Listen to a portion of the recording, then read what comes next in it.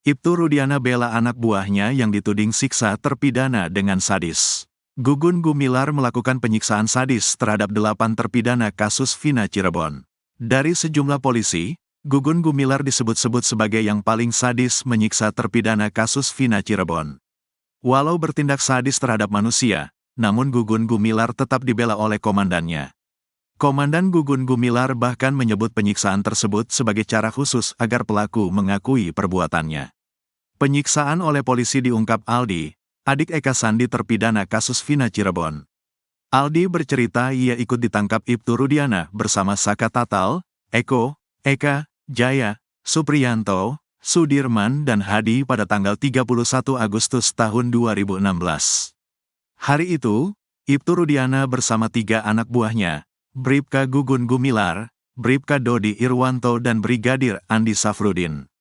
Yang nangkap Pak Rudiana sama temannya, 3 orang. Mereka naik mobil, kata Aldi saat disidang PK Saka Tatal. Penyiksaan terhadap terpidana kasus Vina Cirebon ini menurut Aldi, sudah dimulai sejak mereka sampai di Polres Cirebon Kota. Aldi, Saka Tatal juga terpidana kasus Vina yang lain langsung disuruh jalan jongkok. Sampai di gerbang Polres Cirebon Kota disuruh jalan bebek. Terus kami disiksa, diinjak, ditendang, kata Aldi. Bahkan Aldi mengaku rambutnya sampai dibakar polisi. Penganiayaan bahkan terus berlanjut sampai malam. Bahkan saat di lorong menuju sel, Aldi dipukul menggunakan gembok. Kesadisan anak buah Ibtu Rudiana ini sampai menyuruh terpidana kasus Vina Cirebon minum air kencing sendiri. Minum air kencing semua, 1 gelas. Saya 1 gelas, Saka 1 gelas, katanya. Aldi ingat betul dari sejumlah polisi yang menyiksanya, ada 2 anak buah Ibtu Rudiana yang bertindak paling sadis. Mereka menurut Aldi adalah Gugun Gumilar dan Aris Papua. 2 orang itu namanya Aris Papua sama Gugun.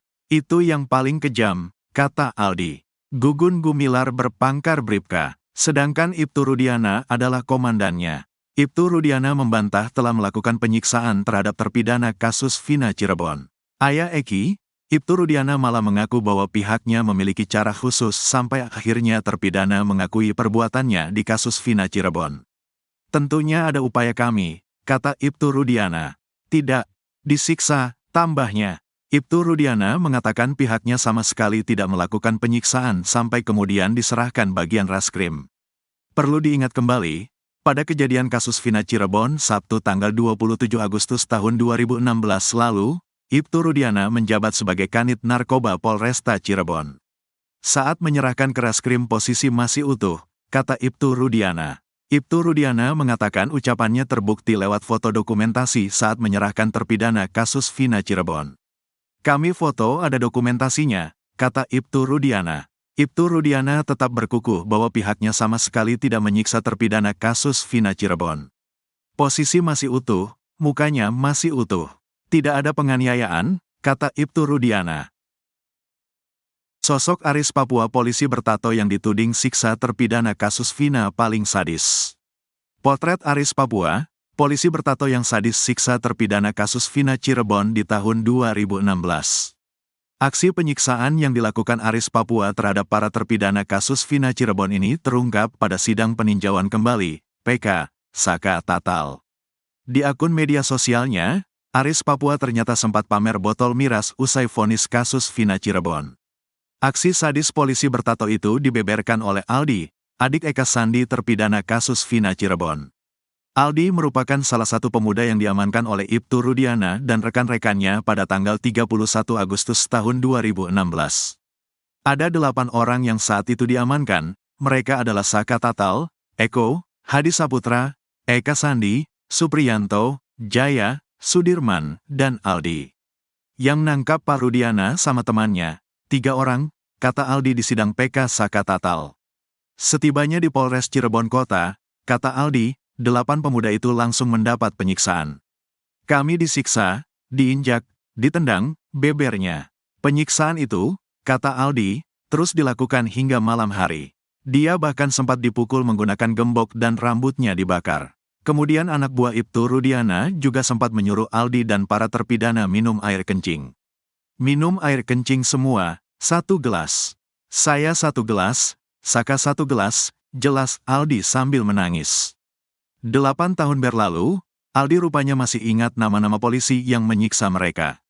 Aldi mengingat dua anak buah Ibtu Rudiana yang paling sadis. Keduanya yaitu Gugun Gumilar dan Aris Papua. Aris Papua sama Gugun, itu yang paling kejam, kata Aldi. Cara sadis Gugun Gumilar siksa terpidana kasus Vina, kini dibela Ibtu Rudiana. Gugun Gumilar melakukan penyiksaan sadis terhadap 8 terpidana kasus Vina Cirebon. Dari sejumlah polisi, Gugun Gumilar disebut-sebut sebagai yang paling sadis menyiksa terpidana kasus Vina Cirebon. Walau bertindak sadis terhadap manusia, namun Gugun Gumilar tetap dibela oleh komandannya. Komandan Gugun Gumilar bahkan menyebut penyiksaan tersebut sebagai cara khusus agar pelaku mengakui perbuatannya. Penyiksaan oleh polisi diungkap Aldi, adik Eka Sandi terpidana kasus Vina Cirebon. Aldi bercerita ia ikut ditangkap Ibtu Rudiana bersama Saka Tatal, Eko, Eka, Jaya, Supriyanto, Sudirman dan Hadi pada tanggal 31 Agustus tahun 2016. Hari itu, Ibtu Rudiana bersama 3 anak buahnya, Bribka Gugun Gumilar, Bribka Dodi Irwanto dan Brigadir Andi Safrudin. Yang nangkap Pak Rudiana sama temannya, 3 orang. Mereka naik mobil, kata Aldi saat disidang PK Saka Tatal. Penyiksaan terhadap terpidana kasus Vina Cirebon ini menurut Aldi, sudah dimulai sejak mereka sampai di Polres Cirebon Kota. Aldi, Saka Tatal juga terpidana kasus Vina yang lain langsung disuruh jalan jongkok. Sampai di gerbang Polres Cirebon Kota disuruh jalan bebek. Terus kami disiksa, diinjak, ditendang, kata Aldi. Bahkan Aldi mengaku rambutnya sampai dibakar polisi. Penganiayaan bahkan terus berlanjut sampai malam. Bahkan saat di lorong menuju sel, Aldi dipukul menggunakan gembok. Kesadisan anak buah Ibtu Rudiana ini sampai menyuruh terpidana kasus Vina Cirebon minum air kencing sendiri. Minum air kencing semua, 1 gelas. Saya 1 gelas, Saka 1 gelas, katanya. Aldi ingat betul dari sejumlah polisi yang menyiksanya. Ada 2 anak buah Ibtu Rudiana yang bertindak paling sadis. Mereka menurut Aldi adalah Gugun Gumilar dan Aris Papua. 2 orang itu namanya Aris Papua sama Gugun. Itu yang paling kejam, kata Aldi. Gugun Gumilar berpangkat Bribka. Sedangkan Ibtu Rudiana adalah komandannya. Ibtu Rudiana membantah telah melakukan penyiksaan terhadap terpidana kasus Vina Cirebon. Ayah Eki, Ibtu Rudiana malah mengaku bahwa pihaknya memiliki cara khusus sampai akhirnya terpidana mengakui perbuatannya di kasus Vina Cirebon. Tentunya ada upaya kami, kata Ibtu Rudiana. Tidak, disiksa, tambahnya. Ibtu Rudiana mengatakan pihaknya sama sekali tidak melakukan penyiksaan sampai kemudian diserahkan bagian reskrim. Perlu diingat kembali, pada kejadian kasus Vina Cirebon Sabtu tanggal 27 Agustus tahun 2016 lalu, Ibtu Rudiana menjabat sebagai Kanit Narkoba Polresta Cirebon. Saat menyerahkan ke reskrim posisi masih utuh, kata Ibtu Rudiana. Ibtu Rudiana mengatakan ucapannya terbukti lewat foto dokumentasi saat menyerahkan terpidana kasus Vina Cirebon. Kami foto ada dokumentasinya, kata Ibtu Rudiana. Ibtu Rudiana tetap berkukuh bahwa pihaknya sama sekali tidak menyiksa terpidana kasus Vina Cirebon. Posisi masih utuh, mukanya masih utuh. Tidak ada penganiayaan, kata Ibtu Rudiana. Gugun Gumilar melakukan penyiksaan sadis terhadap 8 terpidana kasus Vina Cirebon. Dari sejumlah polisi, Gugun Gumilar disebut-sebut sebagai yang paling sadis menyiksa terpidana kasus Vina Cirebon. Walau bertindak sadis terhadap manusia, namun Gugun Gumilar tetap dibela oleh komandannya. Komandan Gugun Gumilar bahkan menyebut penyiksaan tersebut sebagai cara khusus agar pelaku mengakui perbuatannya. Penyiksaan oleh polisi diungkap Aldi, adik Eka Sandi terpidana kasus Vina Cirebon.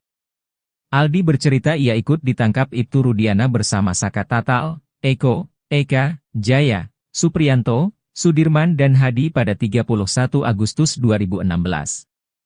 Hari itu, Ibtu Rudiana bersama 3 anak buahnya, Bribka Gugun Gumilar, Bribka Dodi Irwanto dan Brigadir Andi Safrudin. Penyiksaan terhadap terpidana kasus Vina Cirebon ini menurut Aldi, sudah dimulai sejak mereka sampai di Polres Cirebon Kota. Aldi, Saka Tatal juga terpidana kasus Vina yang lain langsung disuruh jalan jongkok. Bahkan Aldi mengaku rambutnya sampai dibakar polisi. Penganiayaan bahkan terus berlanjut sampai malam. Bahkan saat di lorong menuju sel, Aldi dipukul menggunakan gembok. Kesadisan anak buah Ibtu Rudiana ini sampai menyuruh terpidana kasus Vina Cirebon minum air kencing sendiri.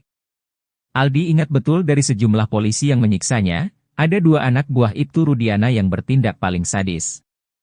Mereka menurut Aldi adalah Gugun Gumilar dan Aris Papua. Ibtu Rudiana membantah telah melakukan penyiksaan terhadap terpidana kasus Vina Cirebon.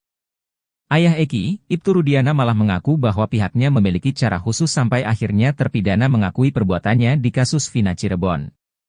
Ibtu Rudiana mengatakan ucapannya terbukti lewat foto dokumentasi saat menyerahkan terpidana kasus Vina Cirebon. Kuasa hukum Ibtu Rudiana, Pitra Romadoni menuding mantan Kabareskrim Komjen Pol Purnawirawan Susno Duaji di kasus Vina Cirebon. Pitra Romadoni mengaku menerima tantangan dari sang jenderal soal sayembara 10 juta rupiah. Namun menurut Pitra, hal itu belum ditanggapi oleh Susno Duaji.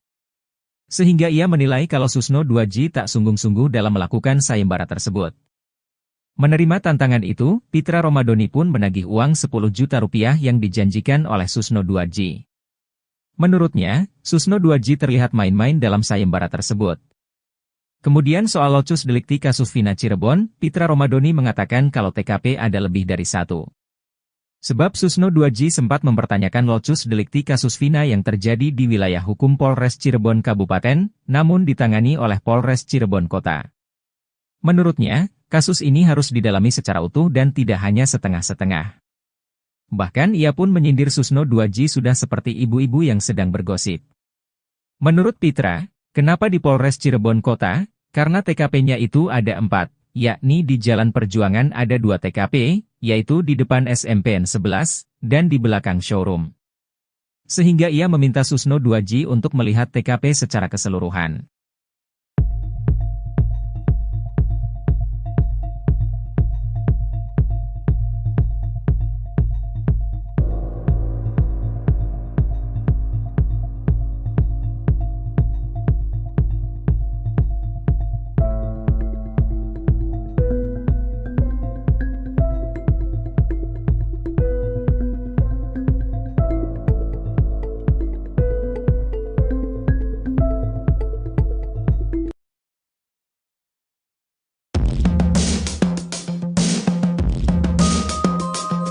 Herwanto, praktisi hukum mencibir pernyataan Ibtu Rudiana yang dianggap melenceng dari pokok permasalahan kasus Vina Cirebon.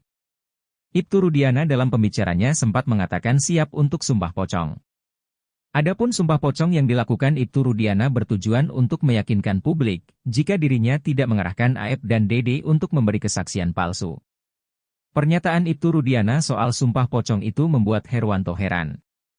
Menurutnya, pernyataan Ibtu Rudiana tak mencerminkan dirinya adalah seorang penegak hukum.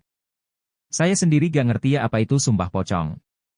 Saya bingung kalau ada penegak hukum, polisi ngomong saya siap sumpah pocong, kayaknya Pak Rudiana gak percaya diri, ucapnya. Seharusnya, idealnya bilang saya siap diperiksa untuk mempertanggungjawabkan sesuatu yang saya tahu. Nah itu kan saya mendengarnya lebih enak, sambungnya. Lebih lanjut, Herwanto ogah mengambil kesimpulan atas ucapan sumpah pocong. Kalau sumpah pocong, saya sulit untuk mengambil kesimpulan kalau ada penegak hukum ngomong saya siap sumpah pocong, bebernya. Tak hanya itu, Herwanto juga menyoroti kalimat hak mempertahankan nyawa anak. Menurut Herwanto penggunaan kalimat seperti itu sedikit kurang masuk akal. Kendati demikian, Herwanto menaruh rasa simpatik terhadap Ibtu Rudiana yang berani muncul.